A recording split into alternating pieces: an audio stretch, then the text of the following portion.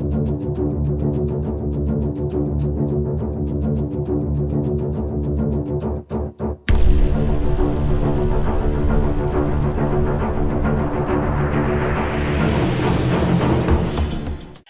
everyone, and welcome to a brand new episode of Last Best Hope for Conversation, your Babylon 5 podcast. As always, we've got Lou Hello, everyone.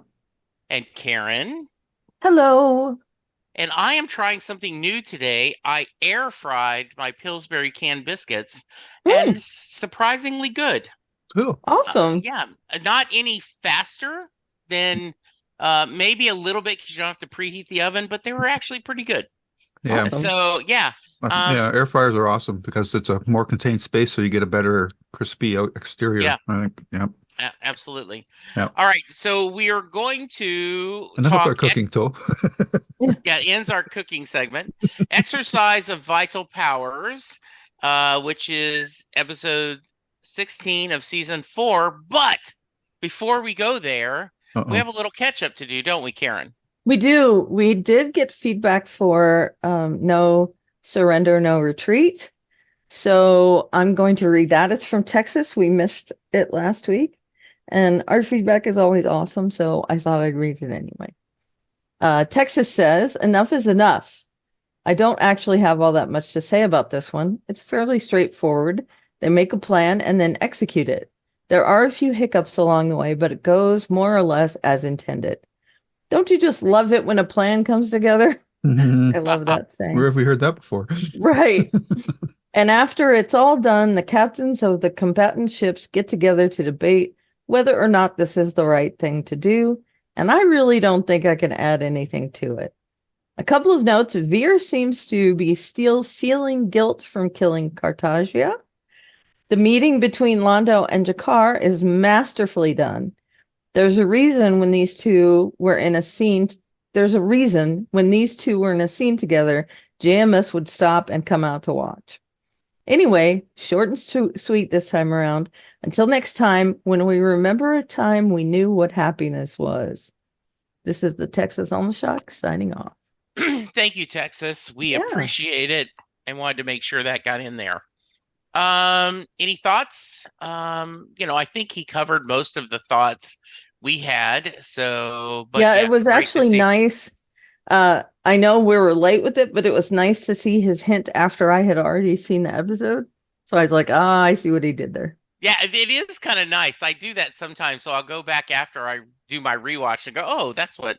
Sometimes I know immediately what the hint is, and other times I have to dig a little bit, which is nice.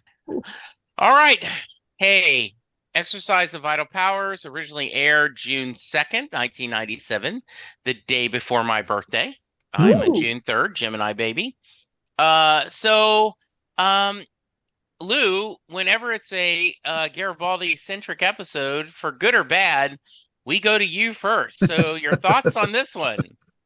I was definitely intrigued. This seems to have opened up a whole another possibility of storylines, and I don't know how complicated the show makes things based on its track record. It hasn't, but it's got me rethinking some of my previous speculation about what Garibaldi's up to and what Sheridan's up to as well. So, plus, man, Zephyr Nimbus Jr., that guy's still rocking that mane of hair, man. Holy cow.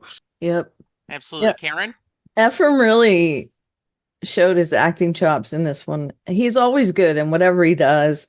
I watched Remington Steele, and his daughter was the female main character, Stephanie Zimbalist, and he made appearances as her father in that show, which I loved, and another con man. So he and Remington got along really well. And, that was played a little bit for humor. And, when he was in, I think it was the FBI series before then, very serious. And then in this, he's definitely playing it a little mustache twirling, but like under the radar. So I love that about it. I love that we get more Garibaldi. I have a lot of questions that are this episode centric. So I'll ask those as we go along. But otherwise, solid. Yeah, I also remember him from Remington Steele. I want to say it wasn't, and I may be wrong. He didn't play uh her father. He played the actual Remington Steele's mentor, Right. I which think you're was like a right. father. Yeah, Yeah. but Like yeah, his father. Sorry. yeah. Yeah. No, no, no, no. I wouldn't. So yeah, I don't know if that show would hold up, but at the time I loved it. I loved everything about it and I've just a watched some of wonderful, it. It's on one of the streamers right now, and yeah, it's not bad. I mean, it's old, definitely, but yeah. yeah. hmm I had such a crush on Laura Holt. And the very I to this day have a framed poster of Casablanca hanging up in our Mm, office in my Ingrid. house, and that was specifically because he had movie posters Oh, that's posted, and right. I thought that was the coolest thing ever. Yeah. So Mhm. cool. All right. I had a Yeah, crush on her I, too. I knew Zephyr mostly from the FBI show. Yeah. Quinn Martin production. Yeah. Mm, a Quinn Martin production. All right. Doo-doo. So we're gonna stick with you, Karen. And I'm gonna do a quick U-turn, kind of so hold tight. Let's knock out the Franklin, Lita, and psych the telepaths storyline. I thought I think there's sometimes I really enjoy watching Steven the actor perform, and other times I feel like he's just a little too and I don't mean this in a bad way, so I forgive because I know he is gone and he is beloved, but a little too Richard Biggs is a little more soap opery, Yeah. right? Because you had to overact a little bit because Right. you're doing this. And I felt like this was a little soap opery. Isn't that his background though? He was Yes, he on. was. Yes, he Yeah. was on yeah. But so we decide and we'll just go through all of it kind of he's frustrated because the captain needs him to get these people up and ready but he won't tell him why and he's running into one brick wall after another. Lita comes in to talk to Zach conveniently and she determines that she can help him and they have a plan where they can at least short term get the telepaths available where you can talk to them. So, thoughts, Karen? Is this part of your questions? It's one half of one of my questions. We see the implant close up, I think, for the first time. I mean, we've seen it before, but just in passing. So we see it fairly close up in this episode for the first time. And then we see telepaths again in the episode with sores on their face that are in the same place. So it makes me wonder if Ephraim, I'm sorry, if William Edgars also has cast off shadow ship telepaths. But anyway, I think it was an interesting thing because we do know that Sheridan wants this to be done yesterday. And that's what makes Franklin so frustrated, right? Is he doesn't know why and he doesn't know how. So he's stuck in this place where he feels like he can't do anything. Very ineffectual spot. And I can see where he's upset, but I also did see the very soap opera acting kind of thing in this episode. Not that I'm jarred by it because he does that a lot, but and one of the other questions I have is why did they not show us what he and Sheridan talked about? And that's one of the things I'm like, well, okay, how important is that we couldn't see it? That it's got to blindside us in another episode. So again, it's like I thought this was a solid episode, but it's frustrating to Franklin. It's frustrating to me as well because I want to know more about some of these things, and I feel like it's being very coy with us. So, but I love it whenever Zach and Lita are together because I feel like Zach is really into her, and I thought that it was interesting that Lita we know that the modifications that were made on her make her a stronger telepath, and it does really show when she can actually stop another telepath from killing himself. That's something that a weak telepath can't do, is, force someone to do something against their will. So it's showing that she is different from other telepaths. I mean, it really does inform a lot of different things. And it also kind of shows us where the trauma is in these other telepaths' minds, that, they've really been violated by the shadows. So anyway, just an interesting storyline. And coming from me, having a Franklin storyline be interesting enough for me to want to know more about it that means it's super well written, I thought. Lou?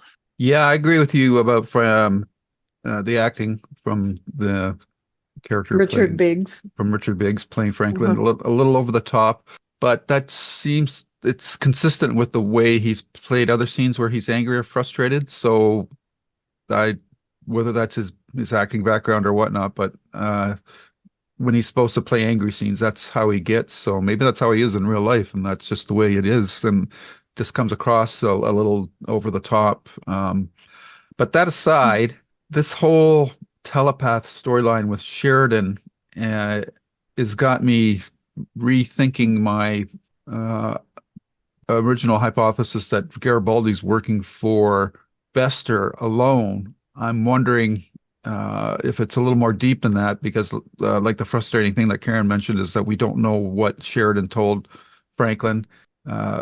Hopefully we'll find that out in the next episode, because it's always frustrating when information is withheld from the audience just for the sake of creating suspense. I'm not a big fan of that. The suspense should be the context of the situation. If something's going to happen that we know is going to happen that the characters don't know, like the old Alfred Hitchcock thing. Knowing that there's a bomb under the table that the characters don't know about makes that scene interesting. But if we don't know what's under the table, then it just makes us frustrated. So hopefully that's not going to be something that they keep in their back pocket for too long.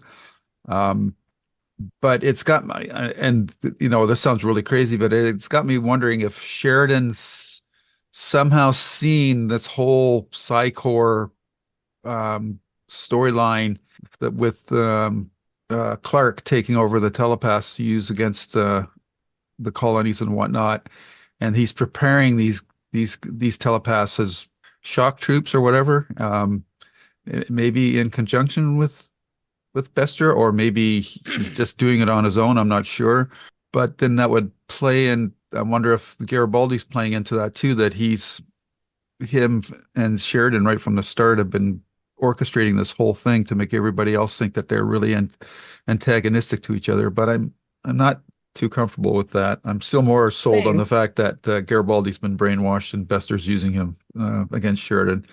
So you think that maybe Sheridan is going to use them as countermeasures for the other? Okay. Yeah, I think so. But it's probably not that, because based on Franklin's reaction, it seems to be something much more shocking, right? Shocking, explosive. Yeah. So what he's going to use those telepaths for, so much hinges on knowing what that is.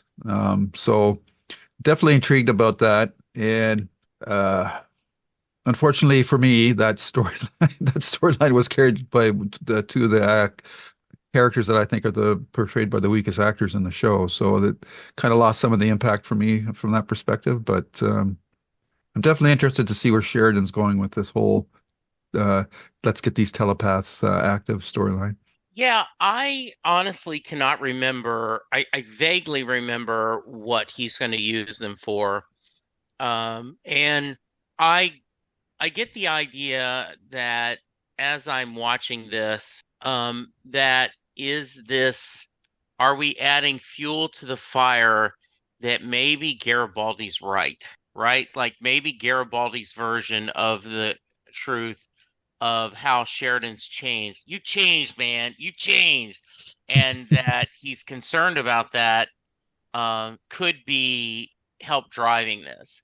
And by having Franklin go, I just don't know if the old captain would have asked me to do this. So you get the implication that he's going to use them as some kind of weapon, Hmm. which means is he any better than the shadows? I don't know. And so we'll have to wait and see how this plays out. And for those of you listening who have done a more recent um, rewatch or have better memories than this old guy, you may be yelling at the player of that case, stick with us. And I look forward to seeing the comments. Remember, Hey, below, but be kind. Okay. right. I mean, this is a speculative podcast in Yes. general, so uh you have to forgive us if we're off base Yeah. because we're What's the fun of it? theorizing as to Yeah. we're That's the fun of it. theorizing as to what comes up Yeah. next. And, And gosh, it's really fun if we get something right. Yeah. yeah, that's what I said. When you hit Yeah. it, it's just so, so lovely. Yeah. All right. The yeah, so I think it's interesting, and I am glad to see that Lita is asking for money. Like, Right? yeah, you have my standard rate plus 10% stress fee, and we're doing much because I think that would have been a nitpick for us, at least it would have been for me, if she was doing for Franklin, now doing it for free, would have been like, okay, this is even more that she's having to do stuff for him, and they won't even pay for her quarters. Right. Um, so that I think is good. Consistent. I like Yeah, consistency. So I do too. So what we're taking away from this is that Franklin kind of has a way to do this without Lita being involved now, or he's working on that. Is that No, I think it's because of Lita giving him the the Rosetta Stone, so to speak. He knows how to do this, and right? it does seem like he needs her to do it. Okay. Okay, good. Hmm. All right. And yes, I do think that knowing that Zach poured his heart out to her in the elevator on third space and she never heard it and he doesn't know she didn't heard it does give us a little poignancy with every man Zach. Man, he is so into her. Yes, he is. He has Um, like those heart eyes like cartoons where yeah. they pulsate. Anyway, So sorry. I loved having I enjoyed, I'm gonna just put my cards on the table. I enjoyed the Mars storyline a great deal. I thought there's some interesting, give and take. I agree with you guys. Ephraim Jr. was really a nice character that seemed to be a little complex at times. He was doing that mustache twisting, but other Yeah. times not. Um, so, um, and I think having Jerry Doyle do the narration before and after also add a little extra thing on the episode. So let's start with you, Lou. Let's just it's all well. Let's go up to Michael has been woken up in the middle of the night. So let's do the initial meeting, him not wanting to wear a blindfold. He meets his benefactor and he gets woke up in the middle of the night and is interrogated by Miss Constance, which did not bear well. I remind me a little bit of Kingpin. Whenever he has an interpreter that he's talking to Echo, he ends up killing them. So thoughts Sure. on that? Yeah. Yeah, this I think this section of the episode is sort of like their homage to the Maltese Falcon or something like along that thing, like the Yeah. noir mystery. So it really had that vibe. Garibaldi, the character would make a very good private eye kind of character The in dame walked into my office. yeah, Yes. yeah, that kind Yeah. of hard-boiled detective show. Like I could see Jerry Doyle actually pulling that off quite well in another I show. do too.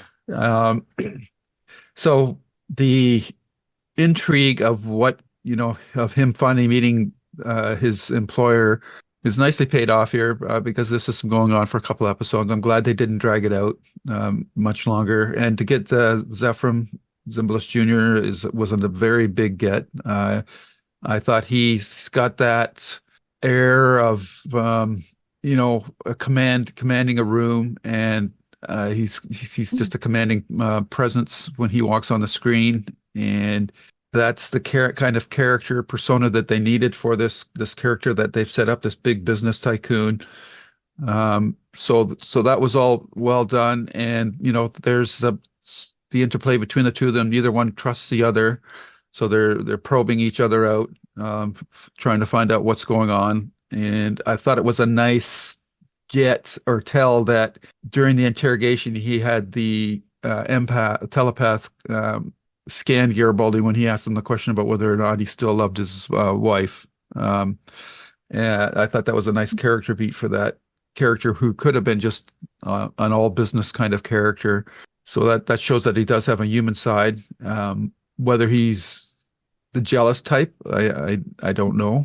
Maybe he's more protective because he probably views everything that he has as possessions as opposed to actual characters or people. I don't think he's too concerned about that. I don't really get the attraction for Garibaldi's ex. From Zimbalist's perspective, of course, an older man with a younger woman is always a status kind of symbol thing. So I understand it from that perspective. And I guess we'll leave out the scene where he goes to the med lab or whatever that was. That Yeah, private we'll there. save that for the We'll end. save Yeah. that for later. So it's just good probing between the two of them. Garibaldi being grabbed for out of his room for a second there. I thought it was maybe the Martian rebels from the other episode, but that didn't turn out to be like that. So I like that Jerry played that scene that he never sat down. He tried to, he kept walking around the room trying to maintain an illusion of that he had control, some measure of control in that situation, when he really didn't. And I was a little taken back by how vehement he was against telepaths. I thought that was a little out of left field because going back to the previous telepath that was on Babylon 5, there was always this hint of that he was kind of into her.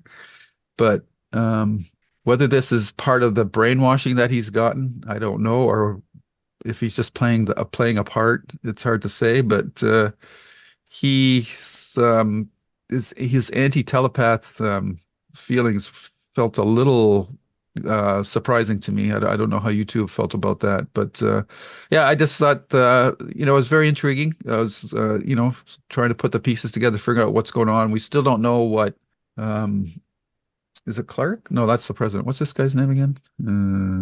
Edgar Winters. Winters. No. No, I know we William made that Edgar. joke. Yeah, Yeah, William Edgar Edgar. Winters. we That's always what- said yes. Yeah. Edgars, we don't really know what his plan is. It seems to do something with, I'm assuming, okay, yeah, we're not going to talk about that, but we're going to find out, Yeah. try to find out what's going on there. So yeah, it's just, a good cat and a mouse type of scenes, each character probing out the other one. I actually found, is it Lise? Yeah, Lise. Lise. I actually found her character kind of useless, to be honest. I think she was more of a distraction. She really didn't pass the Bechdel test in any shape or No. form. So she was kind of wasted space, really. I didn't understand what the purpose of her even being in the scenes that she was in, to be honest, except to establish that Garibaldi still has feelings for her, and she seems to have feelings for him too, but she's just fed up with him putting his job above her, which is kind of weird because I would think that Edgars is probably the same kind of character. So, but he's just got money, and Garibaldi didn't. Mm-hmm. He might be a little more doting than, I mean, I could see him at least acting like he cares, like more than Garibaldi. I think Garibaldi doesn't have that kind of personality where he would put on a show to show his feelings more. And I do think that William is definitely, he wears a lot of masks. So I could see him. And okay, I gotta say, if Ephraim Zimbalist Jr. came on to me back then, I would have said yes. Come on, he's a pretty handsome dude, even in his elder years. Um, and like you said, he's got a head of hair on him. But anyway, I'm getting off track. Uh, I loved the back and forth. Them both being suspicious of each other. I don't think we have people like Edgars anywhere in real life anymore. Like, I think William Randolph Hearst might have been the best example of that kind of Elon like Musk. a no. Yeah, I was gonna go Elon Musk No, or absolutely Jeff not. Bezos. Jeff Bezos, but he doesn't have that kind of power.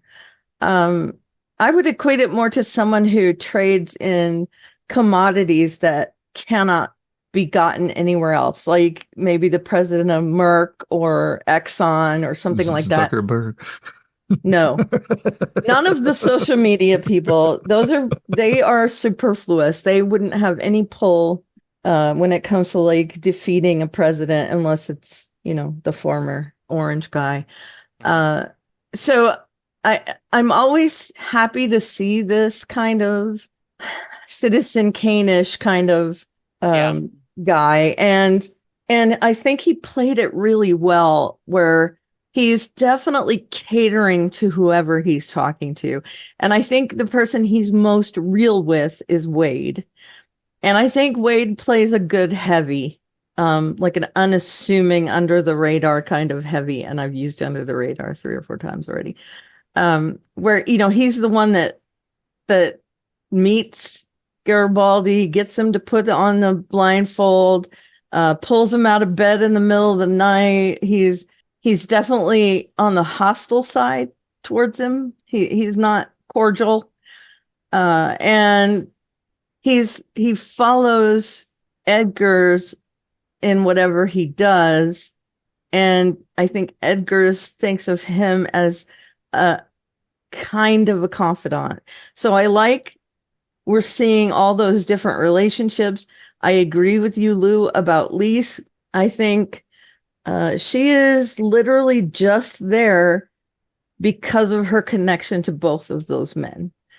Otherwise, she has no purpose. None at all. At least in this episode, I don't know, if there's something else later down the line, but in this episode, useless. You kind of see that she's uneasy about Garibaldi being there, and that's a no-brainer for me. Of course, you wouldn't want your current lover in the room with your past lover. That would be awkward for anyone, right? So, and especially since she still has feelings for him, I don't doubt that she still loves him. You don't lose love for someone unless they've done something heinous to you, and it seems like they just were too different to be together. So that love is still there on both sides, and I think it's equal on both sides. And not that she isn't in love with Edgars. I think she probably is as well, in a different way, more fondness, I think. But it's really interesting to see all of these characters and how they act with each other. I do think we get that sinister feeling where he's not showing that anywhere but with Wade, where he has Wade carry out all his grunt work.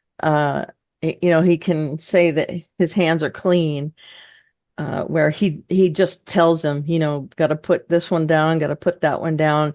He sees telepaths as a lower life form, where it is exactly the opposite to many other people. I mean, also including telepaths, where they think that they're superior to the normals, as it were. So it's very interesting to see them all ping pong off each other.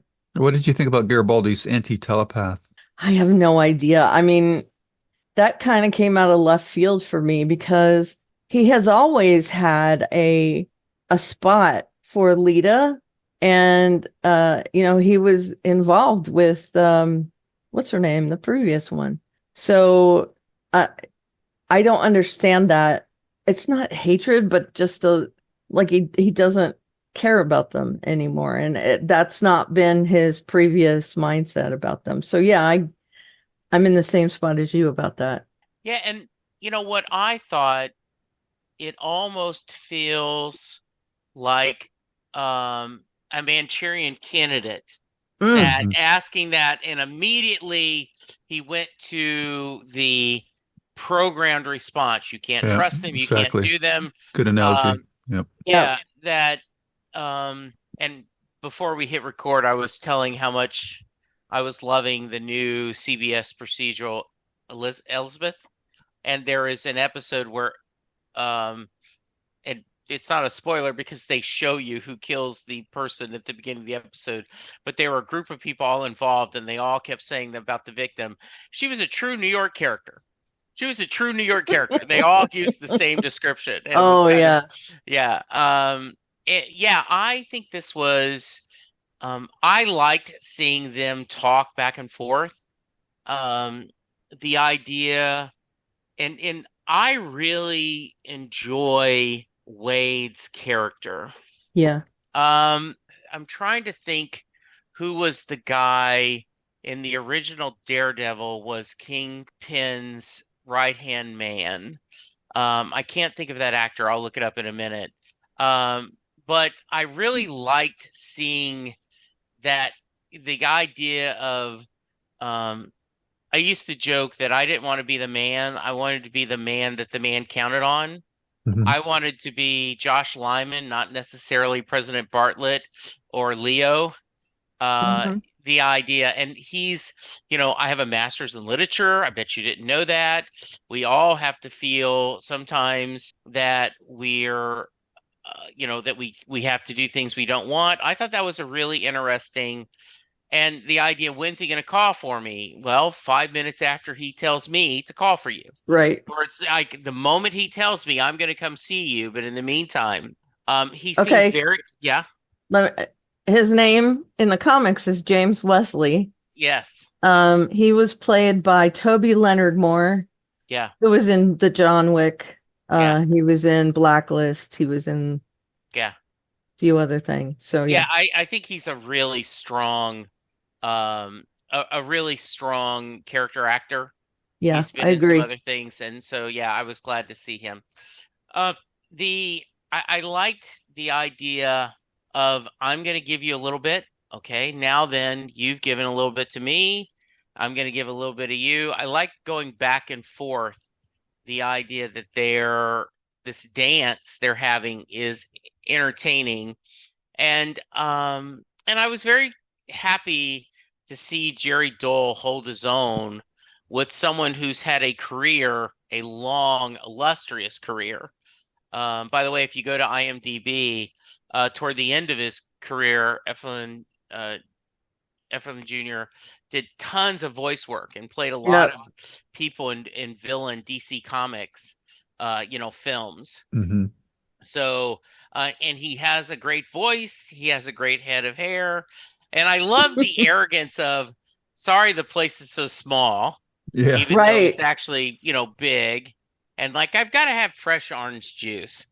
And then, so on a side note, multiple years ago, I had a chance, because of Linda, to go see Bruce Springsteen on Broadway.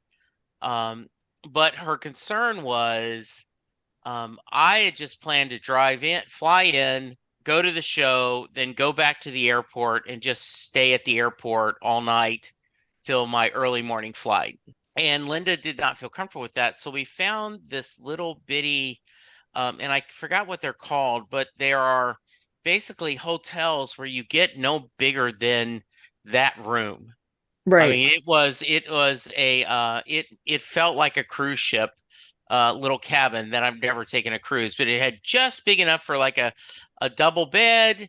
It had its own individual shower and toilet, but it was incredibly complex, not complex, Compact. compact, and it So was it was a New perfect for York its purpose. apartment.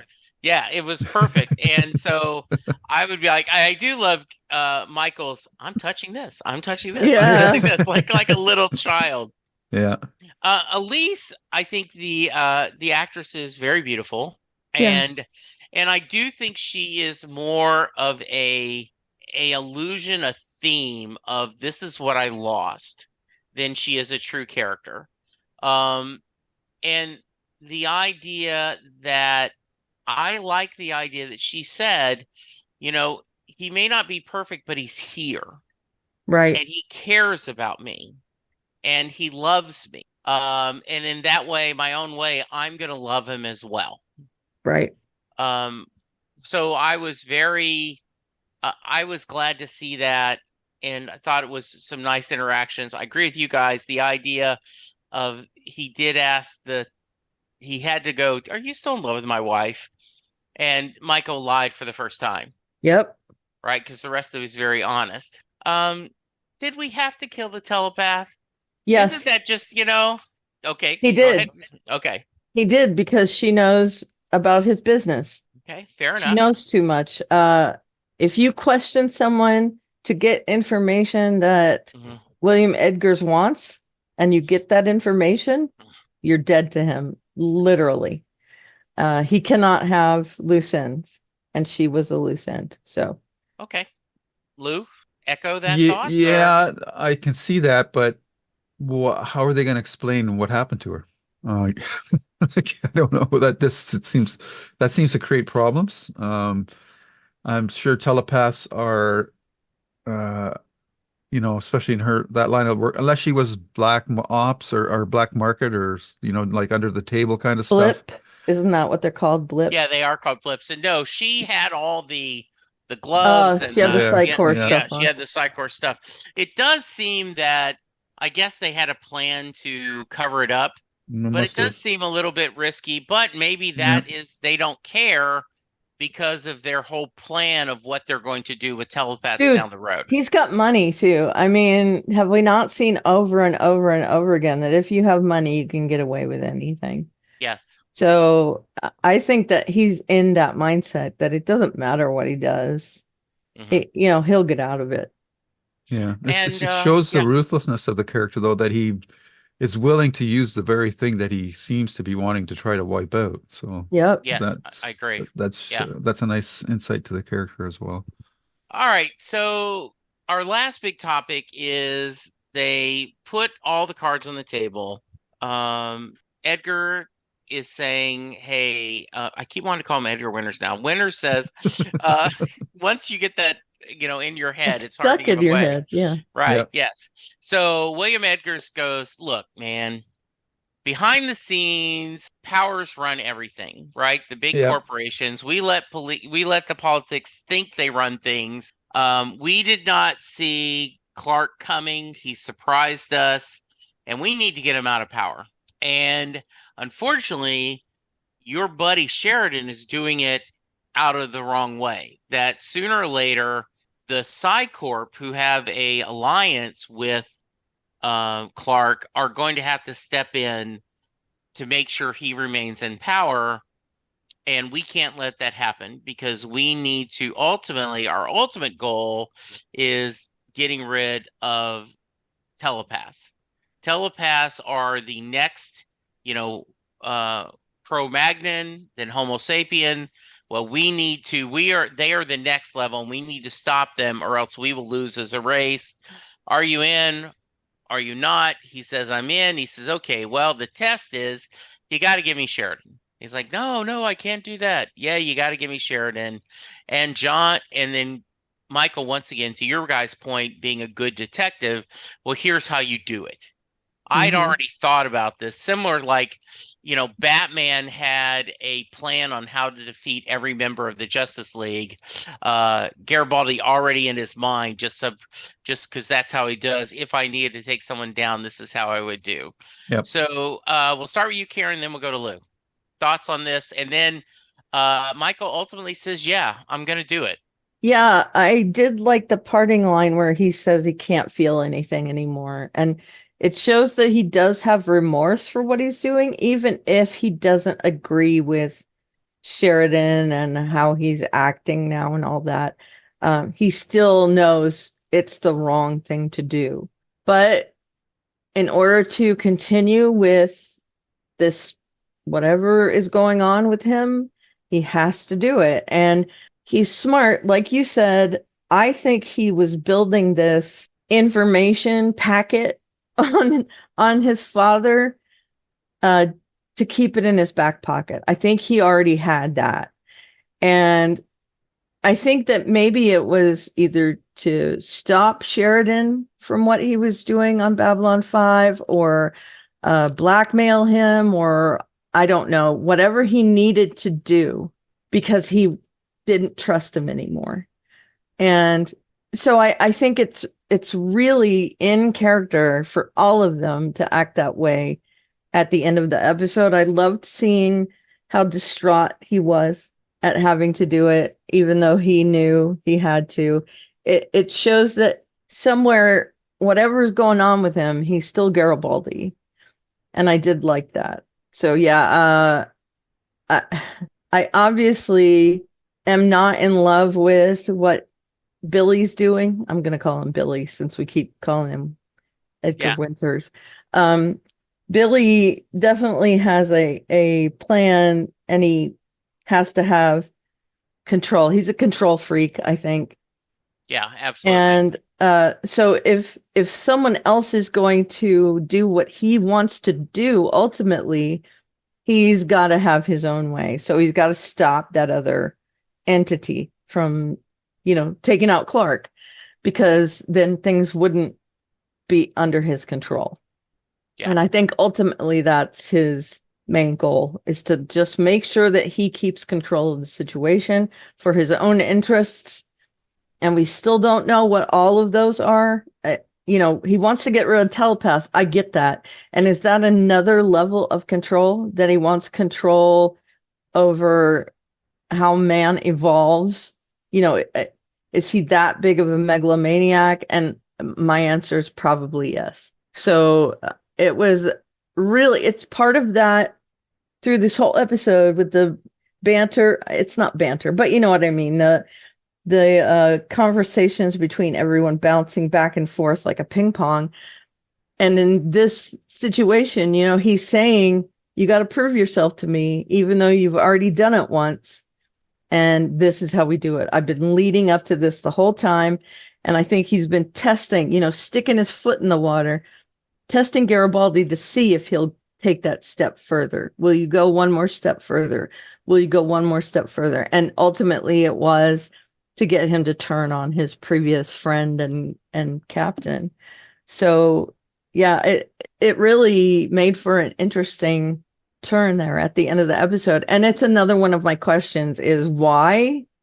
Ultimately, what is Edgar's end goal with it? I mean, we see some of the things that he benefits from it, but does he have a solid end point? Does he want to be president? Who does he want in there? What kind of outcome does he want, and how will it affect him?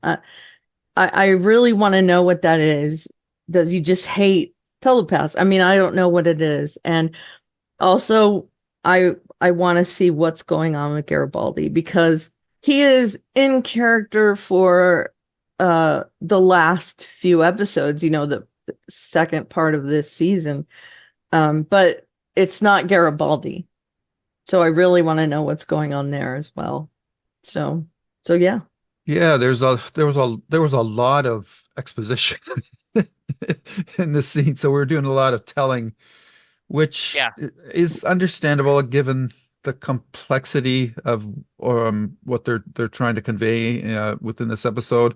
Of course, it would have been better to have seen this played out a little bit more, but it's understandable. Sometimes, telling is the best way to get the information across. So I didn't mind it too much. It's very interesting that the whole corporation thing, actually pulling the strings of power, is not a new concept, but it's always interesting to watch. And it's funny that Clark's a wild card, because we've gone through a wild card Yep. in our most recent history. And it's it upsets the balance of things, and I think that's what Edgar is trying to rectify here.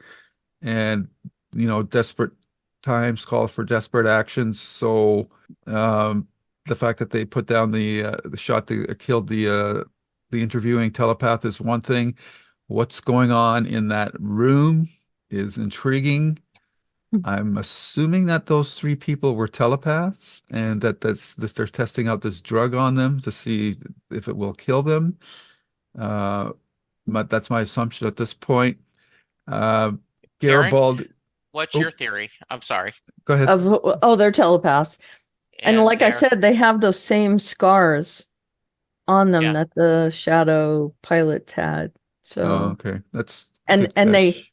they Yeah. showed them in the beginning up close, and then they showed another telepath's face, which makes me think that they're trying to telegraph that to us. That's just my thinking. Mhm. Okay. And both of you, what is he working on? And I maybe because our next episode, we're going to talk about V is for Vendetta. I am leaning toward a different an answer, but how about you guys? He wants to kill them Yeah. They're somehow. trying to tailor some sort of a virus just that kills only telepaths, is Yeah. my I assumption. mean, he said that pretty much that Yeah, he can't be infected. right. And we know he's not a telepath, so it's something that is Yeah. affecting them only. Okay. Very Yeah. nice. Good. What else, Lou? Sorry, didn't mean to cut you That's off. okay. So at this point, I'm really curious if we're ever going to see somebody playing Clark, and whoever that's going to be, because there's been such a buildup, they're going to have to cast somebody very prominent, I would think, or somebody that can capture the charisma and lunacy that this character seems to be possessing. So that it'll be very, I think like a Brad Dourif or something like that. That would be pretty awesome. I don't know if he shows up, and I don't know who they cast for him, but I'm very curious to see who's going to play Clark if they ever get to that point. Un Um, Unfortunately, we already used Brad Dourif as a monk yeah, in one but of the earlier. Yeah. yeah, And but we've seen quick flashes of Clark. He's a balding dude. is he? Okay. Yeah, he was on the news once Oh, on the show, but okay. I don't remember. Well, that's too bad because I think at this point they really need to cast somebody pretty big. yeah, Um, but so yeah, so the cards are on the table.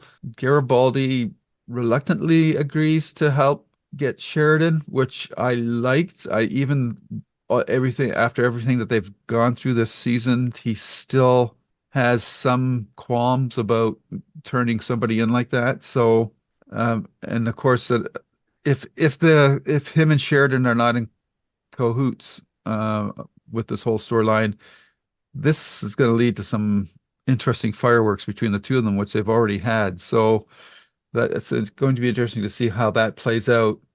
And I I don't I guess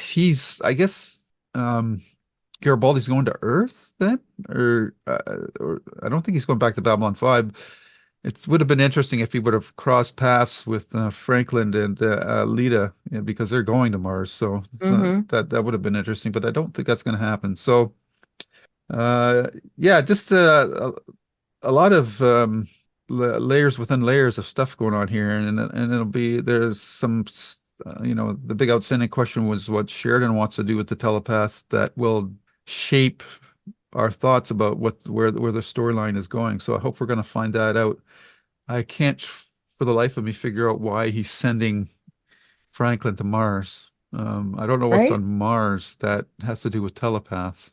That Yeah, where uh, does it all come together? Where is it yeah, fitting that this yeah, Yeah. person knows this and this yeah. person knows this? You The, know, the the only person that's on Mars isn't it Bester? I is he think on Mars? No, Bester, isn't his family wife on Mars or something? I don't I think don't. so. I think he's Earth. Okay. Yeah. All By right. the way, for those of you, it was the actor's name is uh, Gary McGluck. Yes, yeah, The McGurk. place Yeah, Clark. is plays Clark, and he's only been in 4 episodes. Hmm. Three of them already, and the fourth is coming up. He's been in an episode season 1, season 2, season 3, and season 4. Is he only made 4 episode appearances. So it is Hmm. truly, we do not spend a lot of screen time with him. I Okay, mean, he so just Yeah, looks like a patsy to me. yeah, he's kind I of more agree. like a Sauron. Everybody just talks about him, but we never see him. Mm, Yeah, yeah, exactly. Yeah. Okay. Well, that's Uh-huh. kind of disappointing. Yeah. yeah. All right. Any final thoughts on this one? Anything we haven't covered? I mean, Lou and I have talked about how irritating it is that they're withholding information from us. Yes. And I just want to stress that that is really not my favorite mechanic Right. in order to lay suspense on our Yeah. doorstep. So I hope that that is resolved quickly. Yeah. And yeah, I think it's a good debate. My favorite is like The Sixth Sense, where everything was there for you to see, but I just didn't pick it up. Right, Right. And then on a rewatch, I go, "Oh my gosh, it was so clear." right. Yeah. So But this is so not. yeah, I mean, there's yeah, no way it is I get it. because, Yeah. yeah. Yeah. And wait, go ahead. I, withholding information, I agree, is not my favorite way of storytelling, especially if it's dragged out. If they reveal it in the next episode, it's not as bad, but it's still kind of a, it's just not the best way to tell a story, because it's just frustrating for the watchers because you said, well, hey, if you would have told us if you would have showed us what was going on in the scene, then we would understand the story. But without it, it's kind of like you're saying, hey, over here, this is the prize over here. You gotta wait. That kind of carrot and sticks storytelling is just not my favorite way of doing things. It cheapens things for me. Yeah. Yeah. It Okay. makes me feel like they're manipulating me. So that, and we also learned that Delenn is on her way back from Mimbar in this Yes. episode, right? Yeah. Yeah, which is weird because you would think I guess, you would think there'd be interstellar communication. Maybe just it's hard for that. I have another nitpick. All right, so John makes Franklin clear out med lab, but it looks like he's on the bridge of the White Star, Mm-hmm. right? So like, and is it because he's counting on no one of the Minbari crew speaks English? It seems like he would have gone, okay, let me go to my quarters or somewhere private, to leave I'll that be in my message. bunk. Yes, Yeah. exactly. Or bring down the cone of silence or something. Yeah, Right, exactly. exactly. Mhm. All right. Very nice. By the way, Karen, I love your theory about the lesions. Oh, okay. But that was specifically asked by JMS. Were the scars and the sick telepaths from removals of implants? And he said no, just standard Darn lesions. it. They were in I the thought same it was place. Yes, they were. And I agree with you. I think it was a great theory. But that was not where they're done. Darn it. I will tell you, I think the definition of happiness, that's a crappy one. The exercise of vital powers among lines of excellence in a life affording them scope is just way too of a mouthful. I'm having to Mhm. read that. Yeah. Happiness That's is that's happiness is a yeah, happiness is for people who are in power. yeah. Happiness is a warm hug. I was Yeah. going to say happiness is a warm puffy. Oh, So there we go. All right. I think we're it's time for ratings. So Lou Karen, can go first. No, Lou. Lou, Because yes, I Lou keep first. stealing his Yes, absolutely. superlatives. Good All right. reminder. So my rating is going to be mostly based on just the presence of Zephram and Bliss Jr. Because Okay. I think he just carried that gravitas.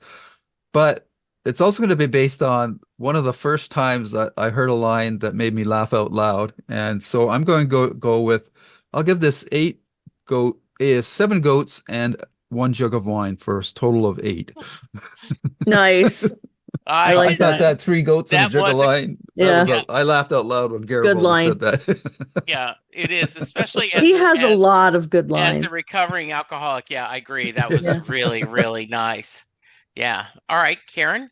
I'm also going to give it 8 glasses of orange juice. There you go. Okay. Yeah, I'm gonna give it 8 out of 10 mini hotel rooms. There you go. Yeah. So we are reaching toward we are going for the end of this season. We just did 16, and so we're hitting I think toward the end. We go for an interesting ride. I'm looking forward to taking it with y'all. By the way, the ratings on Lurker's Guide, 8.62. So they liked it a little bit more than we did. All righty. But not too much. All right. I believe we have feedback, do we not, Karen? 3 pieces of feedback. Yay. So I'm going to go with David first, David Darnell. It's a long one, so I'll be editing as I go. He says, "Hi all. So we finally get movement on the Garibaldi story, other than him being a pain in the ass to B5. He's been called to Mars to meet with Edgars for whatever project Edgars has been grooming him for. After a couple of awkward scenes with Wade and Lise before meeting him, who appears to be a distinguished older gentleman. Question, Wade claimed to have an English lit degree. Couldn't he find a better job? Oh, wait. English lit, never mind." Yeah, it's like having a humanities degree or something like that, anthropology. It's just useless. And he does mention that Ephraim Zimbalist played him, which is awesome. In their meeting, Garibaldi makes his pitch that Sheridan has finally gone too far by attacking Earth ships. Didn't he cross that bridge in Severed Dreams? Edgar protests that he's just a businessman, which Garibaldi quickly calls BS on.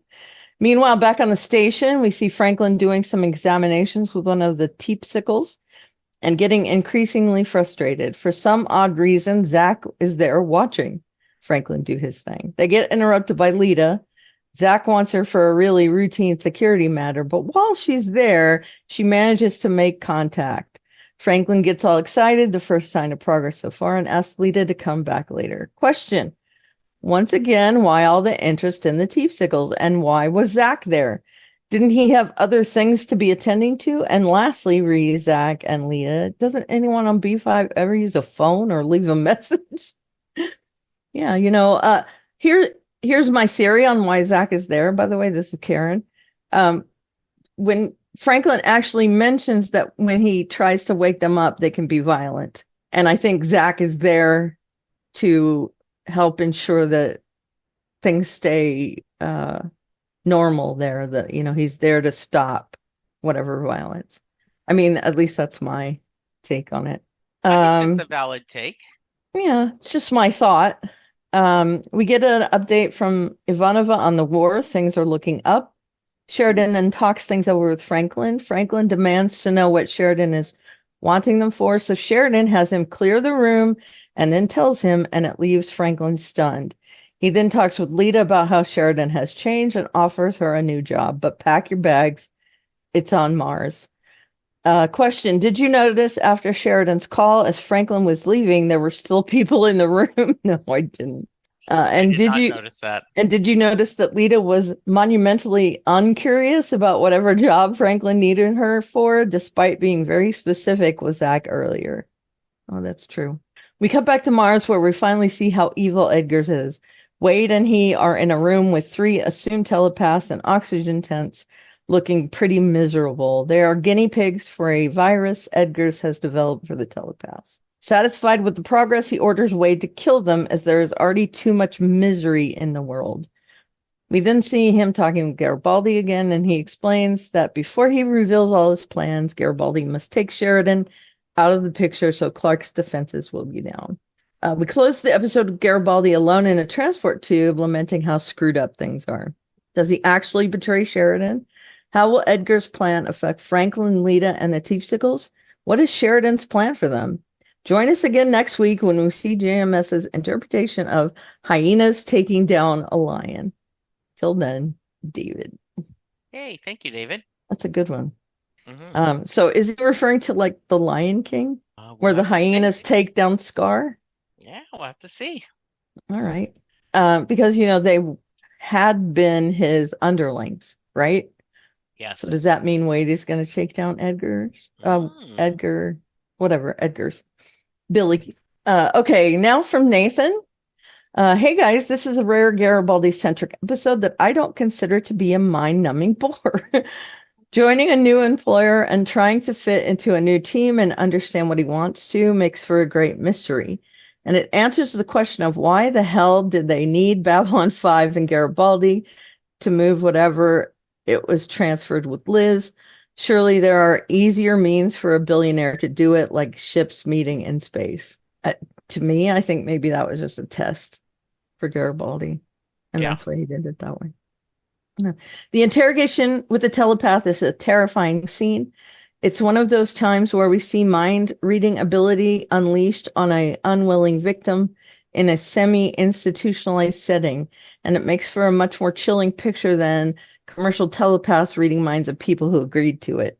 Edgar's story about thought police adds to that illustration, and the question is, how the hell is he going to go against them? To add to that, how the hell is he going to go against the government at all? Do oligarchs deceive themselves thinking they have any handle on a situation because they didn't know about the plans about thought police until it was already there, and dictators are free to do tons of sudden moves like that? The Ukraine war being a recent example. Money might give power, but only in a political system that allows it. And the more authoritarian a government becomes, the more pure power matters, and wealth becomes politically meaningless or even a liability. With regards, Nathan. Wow, such interesting feedback, you guys. Very nice. I'm mesmerized. Yeah. Okay. So we get feedback from Texas. His is also kind of long, so I may skip a couple of paragraphs. You'll have to forgive me. It was a lousy day on the Red Planet, assuming there's any other kind of day in a place that tries its best to kill humans by default. War was raging across the stars, and one lost schmuck was heading into trouble. That's a very noir paragraph. I love that. Yeah, I like deliberate, that a lot. I would think. I would think so too. Yeah. And I hope I did it justice. You did. Michael Garibaldi wasn't one who liked being told what to do, but he was also one willing to do whatever it took to get things done. And right now that meant meeting with the richest man on Mars and his old flame's new husband. And if that wasn't a recipe for fireworks, nothing was. Garibaldi wasn't about to let Edgar stop him. He'd come too far to stop now, so he agreed to turn Judas and set a trap for Sheridan, using the one thing a sentimental fool like him wouldn't be able to resist, his dear old dad. I personally love the definition of happiness that Edgars quotes, I believe, from Aristotle. If I may put it into my own words, people are truly happy when they achieve the satisfaction that comes from reaching their full potential.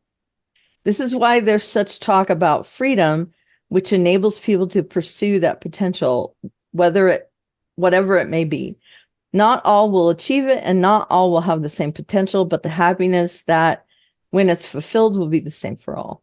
We start to get glimpses of what Edgars is up to, but he's so paranoid that he needs a loyalty test before he's willing to bring Garibaldi in all the way, which incidentally was what he said Clark was doing as vice president.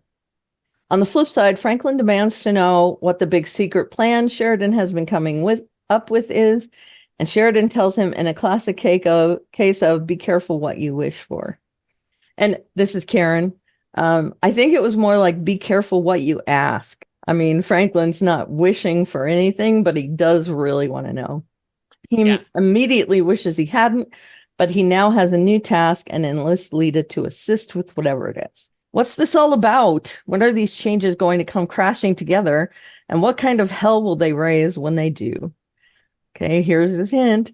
You may find yourself looking like a pack Marat ate your cat. Okay.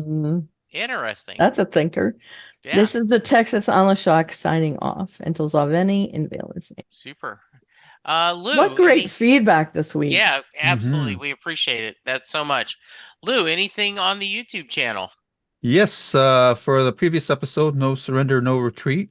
I didn't realize that until, it's usually the other way around, right? No Yeah. Yeah, retreat, no Yes. surrender, but they yeah. switched it around, so that was interesting. A couple of comments about the background of the colonies and Proxima, so if they people clarified that for us. Um, of note, though, Stuart Wald 2395 said, my favorite Ken Jenkins role was in Homefront, 1991 to 93, where he starts as the stuffy semi-villain, factory owner, a father unhappy with his late son's ward bride, but steadily adds layers of depth and surprise to the character. I'm not familiar with the series, but thanks for that heads up, Stuart. Mr. D. Deland says, to be honest, I had to use Gotterdamrung to see how Karen would handle it. Well done. Mm. And then Texas oddly disagreed with us about the fact that somebody that Garibaldi knew should have seen him off. He said he didn't agree with that, and he said it wouldn't have made much sense either. He's the chief now. Why would he be scanning IDs at the dock?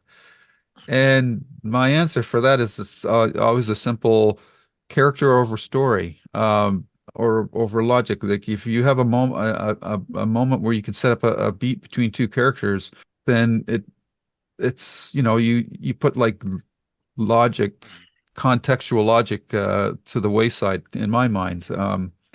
It's always more impactful to have character beats in scenes, and that was that could have been Garibaldi's last time on Babylon 5.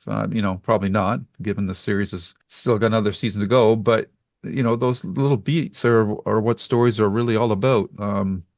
I think the prime example for that would be the Lord of the Rings movies. Yes, we all love the big spectacle, the special effects, the war scenes, but it's the small moments between the characters, between Frodo and Sam, that those are the moments that you remember. Those are the moments that stick with you. Gandalf telling Frodo, all you have to do is decide to do with what the time that you have. Like those are the moments that you like stories about. So that's what I was getting at with that. And so I'm sorry, Texas, but I vehemently disagree with you. I disagree with your disagree. So there you go. There we go. And Uh, finally, yes. iFly FSX said I had to wait almost 5 seasons to get iFly pronounced like iMac iPhone. I didn't correct you because it's not a big deal. That's just my bad eyesight. I'm not wearing my glasses when I do the show. I thought it was IFFY, and then I just Yeah, realized it's IFLY. So that's my bad. I didn't catch that So, either. so Yeah. thank you for your patience, iFly. But there you go. We finally got it right. I'm kind of glad that I looked at his page in order to get that right. So we apologize for not catching it sooner. Yeah. Yep. Good.